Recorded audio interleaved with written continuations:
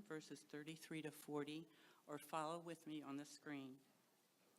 Listen to another parable. There was a landowner who planted a vineyard. He put a wall around it, dug a wine press in it, and built a watchtower. Then he rented the vineyard to some farmers and moved to another place. When the harvest time approached, he sent his servants to the tenants to collect his fruit. The tenants seized his servants. They beat one, killed another, and stoned a third. Then he sent other servants to them, more than the first time, and the tenants treated them the same way. Last of all, he sent his son to them. "They will respect my son," he said. But when the tenants saw the son, they said to each other, "This is the heir. Let's kill him and take his inheritance." So they took him and threw him out of the vineyard and killed him. Therefore, when the owner of the vineyard comes, what will he do to those tenants?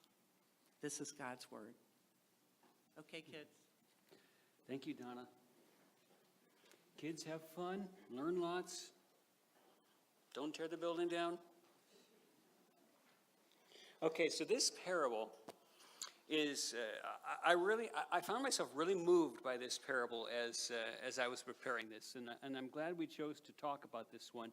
This parable was spoken actually to the group of people that we typically call the religious leaders of Judaism at Jesus' time. There was a group of people that were the influencers. They were the ones who basically dominated what Judaism looked like. They were the trendsetters. They set the rules for Judaism. And it was these people who, grand scale, were very much opposed to Jesus. They did not embrace Jesus. Now, individuals among them did, but as a whole, as a collective group, they were dead set against Jesus. They didn't like what Jesus represented. They didn't want to listen or respond to what he was saying. And it was to these people that Jesus was speaking when he told this parable. Now, let's talk a little bit about what sort of ignited the use of this parable. Why did Jesus speak this particular parable to them? Well, it was now the final week of Jesus' life on earth. Now, Jesus had entered into Jerusalem on a particular Sunday that today in the church calendar we refer to as Palm Sunday. It was the Sunday before his crucifixion. So we're T-minus what? T-minus 5 and counting until the crucifixion. And Jesus knew what was coming. He knew what was going to happen at the end of that week. And yet he set his face to go into Jerusalem. That's actually a scriptural phrase. He set his face to go to Jerusalem. And he pursued with persistence the mission that God had given him to pursue, knowing fully well where this was leading. And help me, when Jesus entered Jerusalem on that Palm Sunday, what was he met with? Praise, exactly. Yes, there were throngs of worshipers there in Jerusalem for this particular season. Why? Because it was what season? Passover. And all Jewish people from anywhere in the region would travel into Jerusalem to be there for the Passover celebration. So when Jesus enters into Jerusalem, there is this wave of euphoria, religious fervor that is fomenting and spilling over, and it's being directed to Jesus because people have messianic hopes and desires and dreams, and they think that this Jesus may be the one. So when Jesus enters Jerusalem, he is met by the tune of worshipers singing his praises. They're actually chanting and singing messianic psalms at him as though he were the one who was coming to fulfill all of these messianic dreams. And of course, the religious establishment was hearing this, and they were opposed to Jesus. And they were not liking the fact that Jesus was letting these people do this. Jesus never hushed them up. He never told them to stop. He never told them that this was inappropriate. He never said, no, you really should be singing those praises too. No, he just quietly, humbly received it. And then the Gospels, Matthew included, tells us what Jesus did next. He enters Jerusalem to the tune of all of this worship and praise being directed at him, and he makes a beeline for the temple precincts. Now imagine New York City, Times Square on New Year's Eve. Anybody ever been there for New Year's Eve? We have two. We have two people who've been in. What is it like? Is it a ghost town? No. It's bedlam. It's crazy, okay?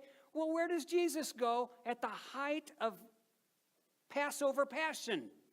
He goes to Times Square on New Year's Eve. He goes to the temple precincts at Passover.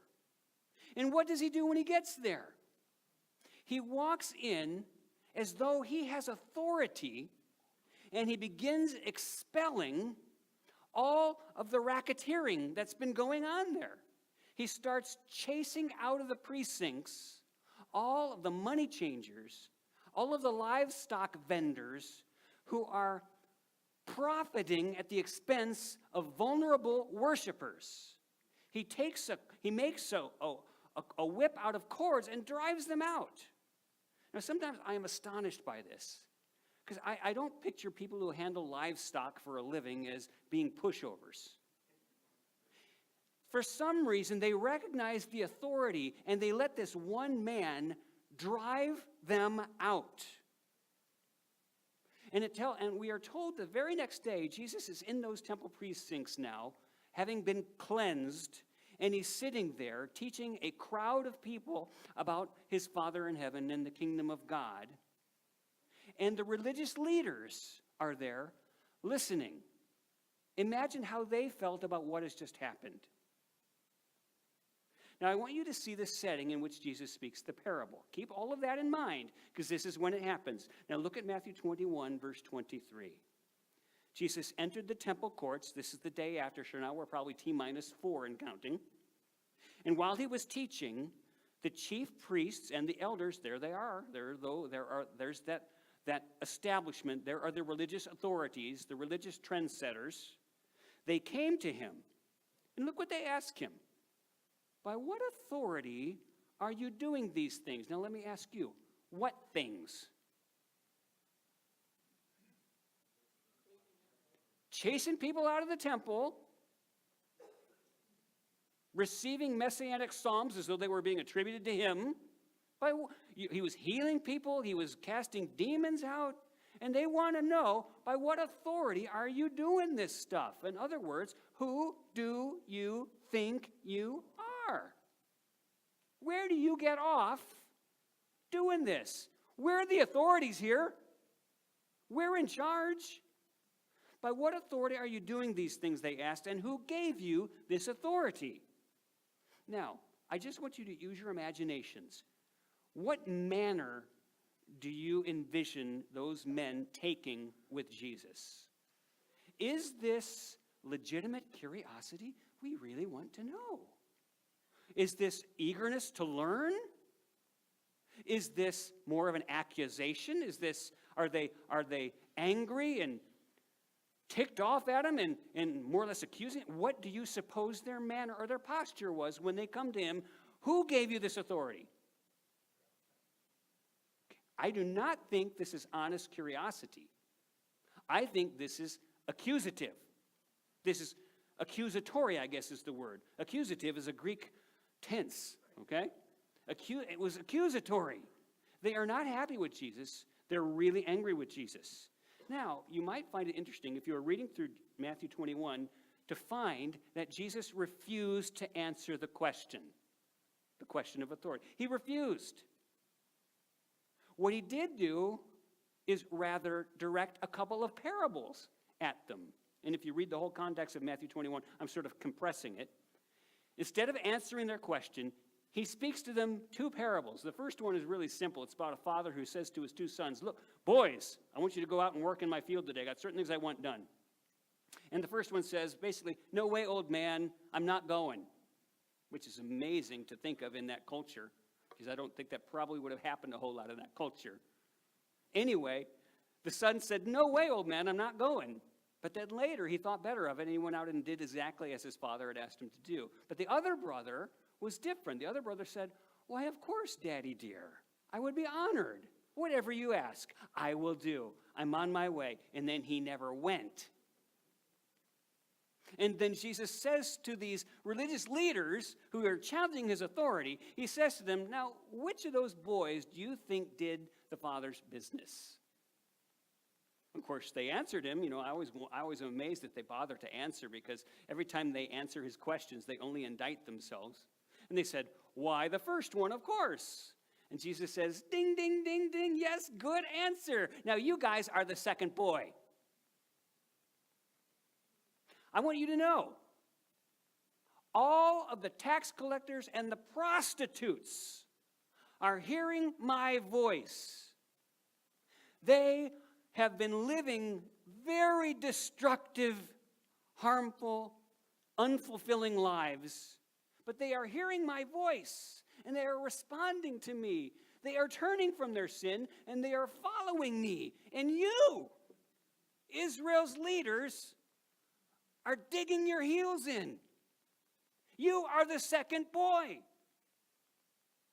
How do you think that made them feel? They, of course, are just getting more and more angry at him. Now, if you think that's powerful, Jesus then told them the parable of the wicked tenants, which is the second of the two. Now, that parable is a little bit more developed.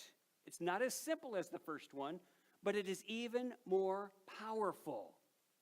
This is the setting in which you encounter this parable. Now, let me tell you, in the Judean countryside of Jesus' day, you would find all over the place vineyards.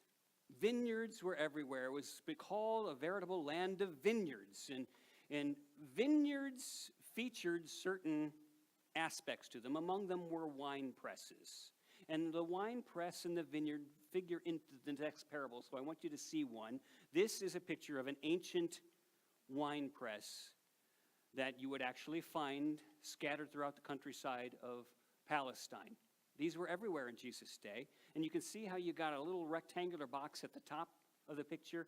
That's where the grapes would have been put. And then in that receptacle, you would have had men or women barefooted tromping on grapes. And as they tromped, the juice would run down the little column in the center into the round receptacle at the bottom. Now look at the next picture. This is sort of more of a diagram, so you can see how it worked. There are a couple of reservoirs there to receive the juice as it's being pressed out of the grapes. Well, you might also want to know that the picture of a vineyard then was very well known by Jews of Jesus' day as an Old Testament picture of the nation of Israel, the vineyard.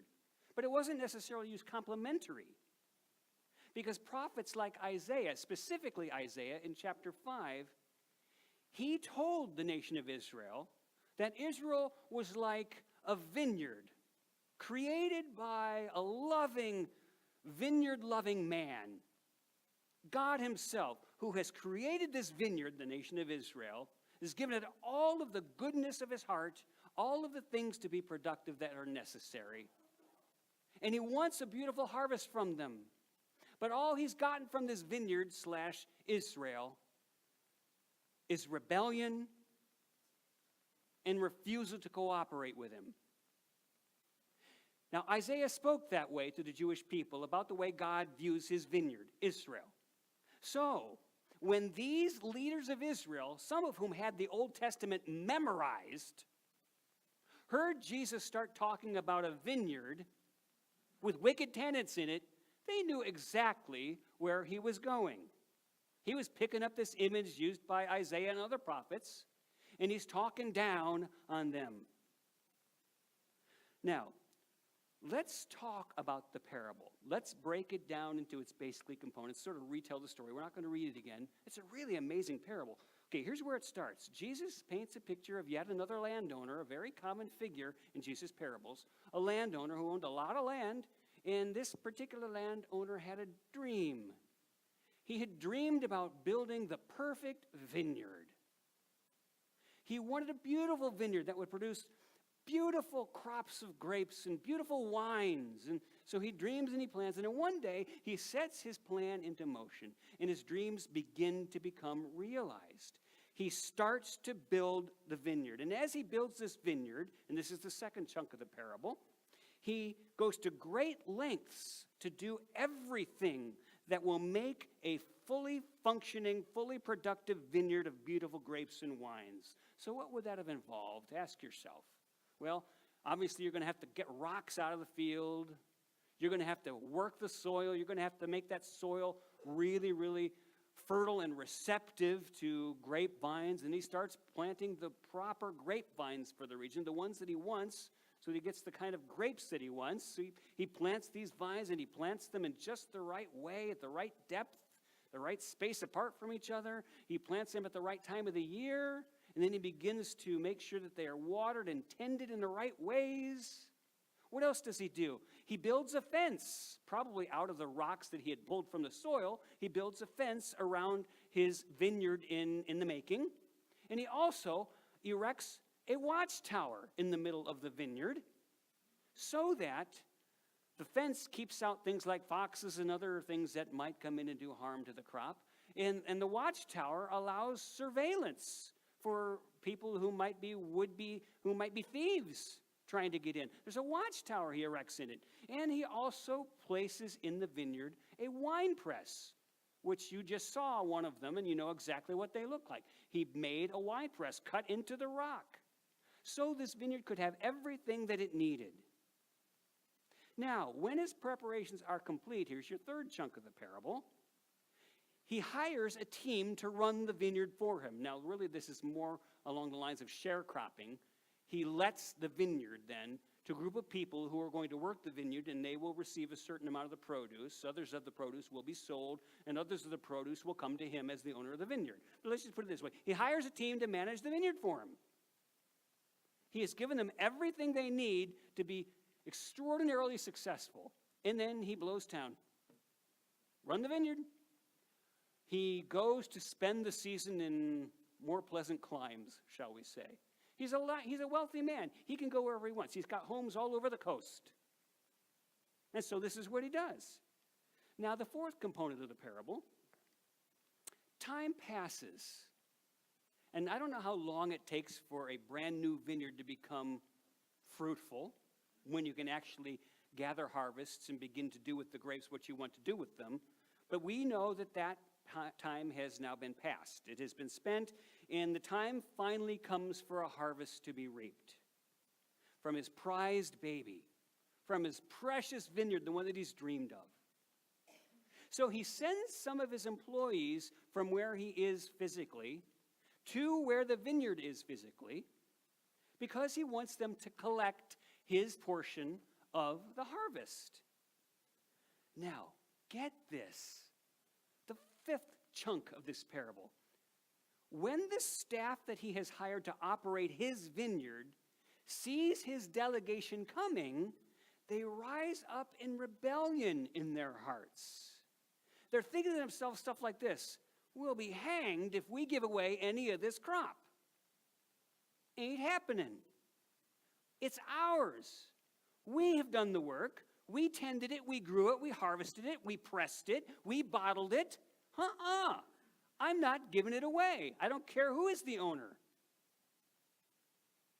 And I was thinking about what is going on in their minds all week. And I thought, well, they've forgotten a few things apparently, or they're dismissing a few things. They're apparently forgetting how there came to be a vineyard in the first place. They didn't build it. They are forgetting who it was that had given them the opportunity to be gainfully employed by giving them a job in the vineyard. They are forgetting who it was that had outfitted them to succeed, giving them everything that they needed to have a fully productive, functioning vineyard. They had foolishly come to think of themselves, guys, as having some kind of sovereign right to do with the vineyard and its produce, even though it belongs to somebody else. How twisted is that? And one asks the question, how does that happen? And you don't have to look very far before you see that it has happened in your own heart. You did not create the vineyard. You didn't give you tools to work with. You don't own the vineyard. and yet you're acting as though you do. The parable continues. So as they see the owner's delegation coming, what do? These workers rise up in what I will call a mutiny against the one who actually did have the sovereign right over the whole vineyard operation. They badly beat to a pulp one of the ambassadors.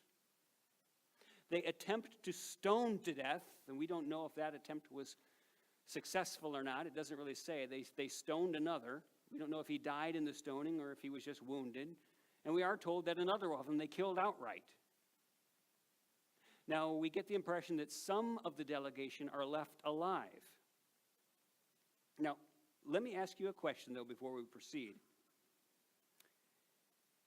Are you beginning to see in this story of Jesus a picture of something else? Maybe a picture of a God who has created a nation of people. The nation goes off the rails and wants to do its own thing. And he continues to send messenger after messenger after messenger to call them back to the one who actually owns the vineyard. And yet they refuse to listen. They just keep beating and killing the messengers. If you're seeing that picture, well, you're right on the track, because that's exactly what Jesus was intimating to these leaders of the nation of Israel. Now the story continues. Jesus says that the surviving emissaries, they limp back, bandaged and bleeding and wounded, and I'm obviously embellishing here, but they go back and they report to the master about the insurrection that is occurring at his very own precious vineyard. And the vineyard owner, amazingly, demonstrates patience and grace. He doesn't call in the National Guard. He doesn't send the police. He just calmly decides to send another delegation. Now, I don't know whether you think that that was wise or not, but this is a story. And Jesus is trying to get you to see some things. So he prepares to send another delegation. It's like he's thinking in his mind, well, maybe there was a misunderstanding. Maybe they were just having a bad day at the vineyard. Maybe my ambassadors kind of bungled it. They used wrong words and they ticked off the vineyard workers. I don't know, but we're going to try again. And so he sends another delegation. Now the eighth chunk of the parable then is this. Needless to say, these representatives suffer the same fate as did the first ones at the hands of the mutinous vineyard staff. They do the same thing to them. They beat them, they stone them, they kill them. They're totally unreceptive. The ninth part of the parable is this. The vineyard owner gets word of what has happened yet again, and he is flabbergasted. What is going on over there? This can't be happening. Surely, this is not what I had in mind when I created this vineyard to begin with. I didn't envision this. This was not a part of the dream. Surely, something is going on here that is beyond what meets the eye. And I've got to find out what is going on there. So he begins to think to himself, all right, let me send somebody with a little bit more authority. Let me send somebody who will represent me more completely and fully. I know what I'll do. I'll send my son. And in Mark's telling of the parable, he actually says, my only son, my precious son, I'll send him. After all, in a few years, when I'm dead and gone, he's going to inherit the vineyard anyway. These will be his issues to deal with. I'm sending the heir to the vineyard. He will go, and certainly they will respect the authority of my son, the heir of the vineyard. And so the vineyard owner sends his son to go see in what's happening. Now let's pause for a minute. Now what new things do you suppose Jesus is getting at in the story behind the story? Are you seeing it? You seeing what he's painting a picture of? Here he is, the son, the one with the authority, the heir of the vineyard, which is everything. And it reminded me of these words from John chapter 1. John, one of Jesus' own disciples, as he walked the earth, he said this, "The true light that gives light to everyone was coming into the world. He was in the world, and though the world was made through him, the world didn't recognize him." And that's not from inability, I might add. That's more the sense of they refused to acknowledge him, which is what he says next. "He came to that which was his own, but his own did not receive him." So the final component of the parable is this. The staff at the vineyard sees the son and his entourage coming, and they recognize, okay, this ain't no servant. Look how he's dressed. Look at the garb. Okay, this is a person of authority, a person of dignity. That's the son. That's the son. Let's kill him. Then the vineyard will be ours, free and clear. We can do with this vineyard whatever we want. Forgetting the fact that his father still lives. And so they murder the son, the heir of the vineyard. Thus concludes the parable. And I think you're getting where this goes. But there are a couple of things that I do not want you to overlook here, because I overlooked them until I really dug into this week. Not to say that you would do the same thing. You're probably smarter than I am. Here's what I wanted you to see, though. Do you realize that this parable contains a very powerful claim on the part of Jesus to be other than just another in a long line of Jewish prophets? Wow. Jesus is clearly setting himself apart. He's something other than a prophet, so don't you dare call him a prophet with a small p, because he clearly is not. He's the Son. Also, this parable shows the foreknowledge of Jesus, as in story form, here he is predicting his coming death in 4 days at the hands of these very religious leaders. He's telling them what's going to happen in 4 days. Now, the parable being concluded, Jesus then poses yet another question to his audience. And his audience consists of whom? The religious leaders, the authorities of Judaism. And here's the question that he poses to them. He basically says to them, now, guys, what do you suppose the owner will do with these impudent vineyard workers? Now, don't you think that they would be hesitating to respond?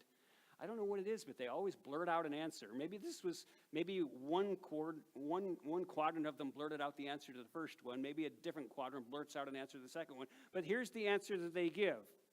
Verse 41. He will bring those wretches to a wretched end, they replied, and he'll rent the vineyard to other tenants who will give him his share of the crop at the harvest time. Yeah, and they're indicting themselves out of their own mouths. And then Jesus does something very crafty. Remember, I told you these are experts in the Old Testament. Like I said, some of these men have the Old Testament memorized. And then Jesus says to them, all right, verse 42, have you never read in the scriptures, quote, the stone the builders rejected has become the cornerstone? Do you see what he's doing with this prophecy from Psalm 118? He's applying it to himself. He's saying, you guys are rejecting me. And I want you to know, guys, that this stone that you're rejecting is in the process of becoming the key stone for the whole shebang. And yet, you are rejecting me. Verse 43, then he lowers the boom.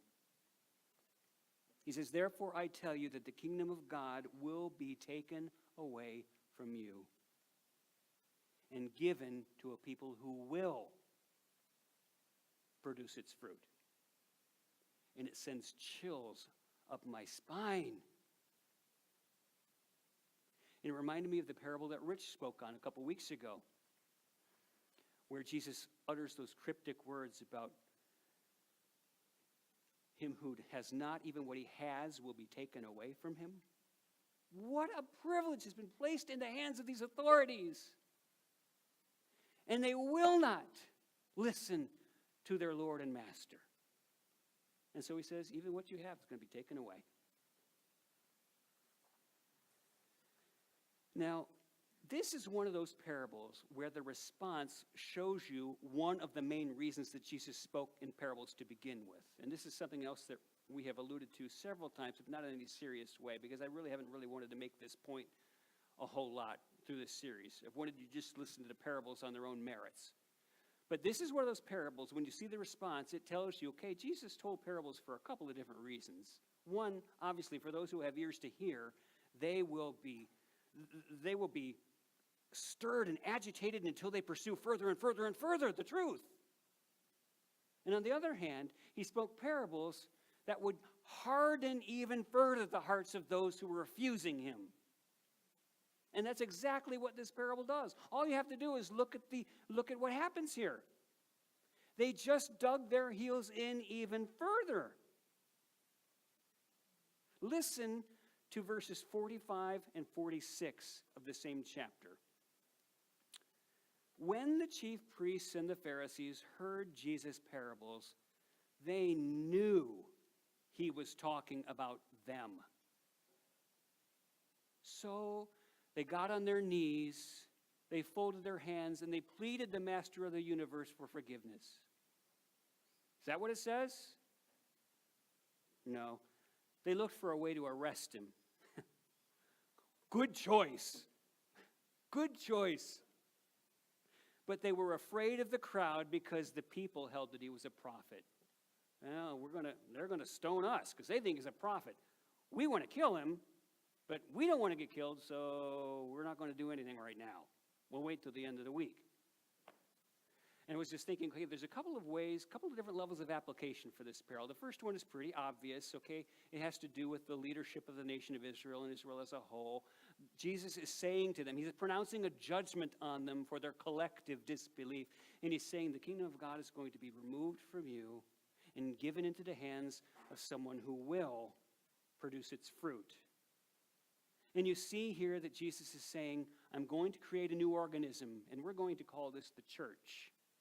And the church is going to be my hands and feet in this world, as you have failed so terribly to be. And the transfer is about to take place.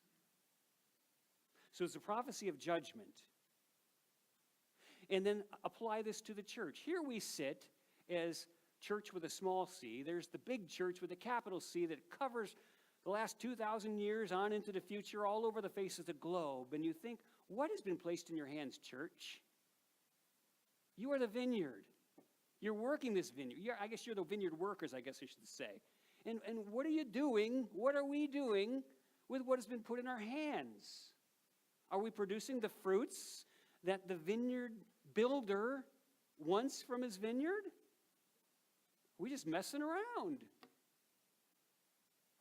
And what are the ramifications if we refuse to cooperate with the vision of the vineyard builder? Now, the third level of application is just very personal. Okay, look at your life. Look at your life and the sphere in which you live as your own vineyard. Well, the vineyard over which you have been given charge. Are you mutinous? Are you mutinous? And the answer is yes. I am mutinous.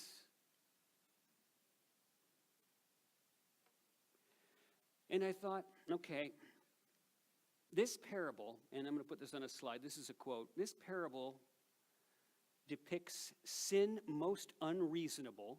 Yeah, it is unreasonable. And it depicts love incomprehensible. As you watch this vineyard owner be patient with a bunch of impudent vineyard workers. And considered in this light, this story is one of the most beautiful and touching ever told. And I agreed with William Hendrickson.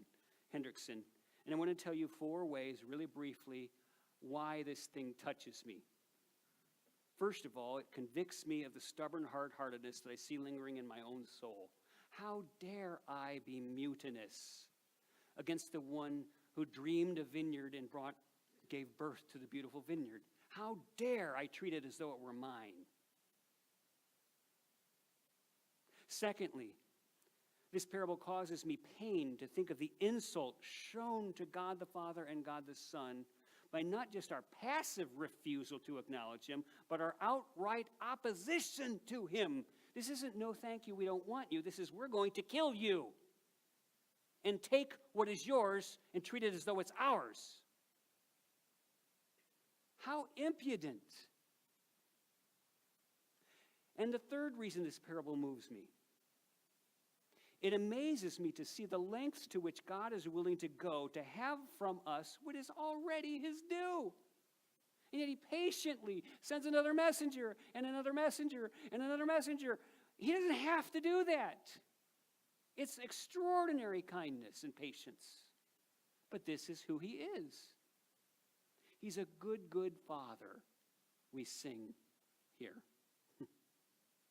And the last reason that I am moved by this parable is I am moved by the great loss that results from hardened unbelief. Oh, I cannot fathom what it means to have the kingdom of God taken away from me. Could anything more tragic possibly happen? We're just simply talking about the fact that partnership with God, what more is there for you in life? To have it, to trade it away, to live without the beauty and the righteousness of the kingdom of heaven, to be on the outside of it. Is that what you want? Is that really what you want? Well, when you continue to dig your heels in against the Lord of the vineyard, Jesus, you have there is no other option. That's where it goes. It's where it goes. And this is what we are to learn. Here's how I want to close this morning. I'd like you all to stand.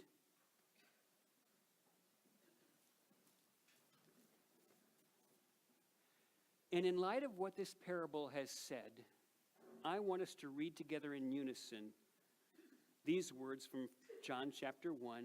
Now, you heard a few of these words earlier, but we didn't read the whole thing. So we're going to read the whole section here, verses 10 through 13. And let's read this in unison before we close in prayer. He was in the world, and though the world was made through him, the world did not recognize him. He came to that which was his own, but his own did not receive him. Yet to all who did receive him, to those who believed in his name, he gave the right to become children of God, children born not of natural descent, nor of human decision or a husband's will, but born of God, as many as received him. Now that's beautiful.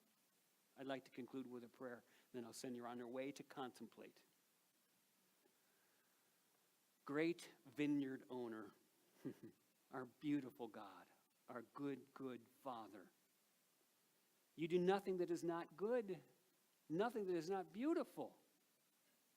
And yet, we rebel. We want things our own way. You have sent us messenger after messenger, and then the book of Hebrews told us that you have spoken ultimately through your Son, the one and only Lord Jesus Christ, the heir of the vineyard. And we have hung him on a cross to die.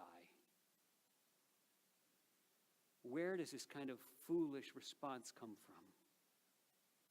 Lord, on behalf of myself, I confess the foolishness, the impudence.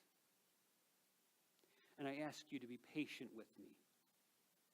And I ask you to continue to work in my heart until all of that mutinous spirit is gone. And that I give you free rein to what is rightfully yours to begin with. Me. And your church. In this world. Let us never think this twisted thought that tells us somehow we have rights over this. How good you are. Let us go from this place as your church, fully acknowledging who is the Lord of the vineyard. I pray this in the name of Jesus, your Son. Amen.